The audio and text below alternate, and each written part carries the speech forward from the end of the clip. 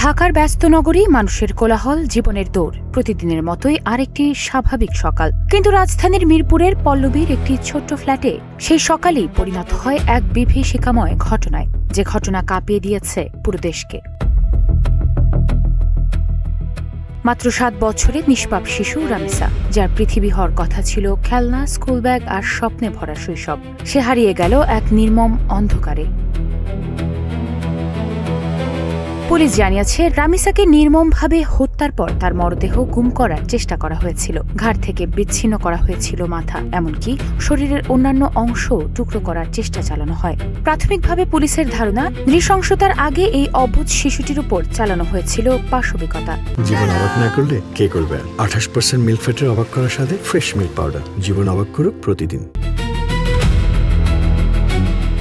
এই লোমহর্ষক ঘটনায় পুলিশ ইতোমধ্যেই গ্রেপ্তার করেছে প্রধান অভিযুক্ত 30 বছর বয়সী সোহেল রানা এবং তার 26 বছর বয়সী স্ত্রী স্বপ্না খাতুনকে। ঢাকা মেট্রোপলিটন পুলিশের অতিরিক্ত কমিশনার এস.এন. নজরুল ইসলাম এক জরুরি ব্রিফিংয়ে জানান, প্রাথমিক জিজ্ঞাসাবাদে উঠে এসেছে আরও কিছু ভয়াবহ তথ্য।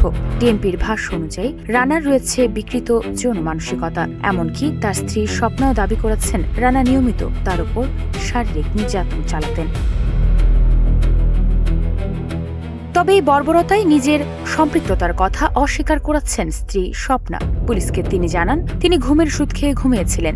কিন্তু এখানেই উঠছে বড় প্রশ্ন, রামিসার মা যখন দীর্ঘ সময় দরজায় ধাক্কা দিচ্ছিলেন, তখন কেন দরজা খোলা হয়নি? পুলিশ বলছে, মূল অপরাধী রানা পালিয়ে যাওয়ার পরই কেবল দরজা খোলেন স্বপ্না।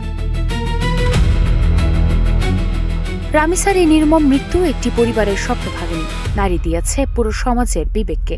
একটি প্রশ্ন আজ আমাদের তাড়া করে ফিরছে, একটি শিশু কতটা অসহায় হলে তার চারপাশের চেনা পৃথিবীটাও হয়ে ওঠে এমন মৃত্যুর ফাঁদ?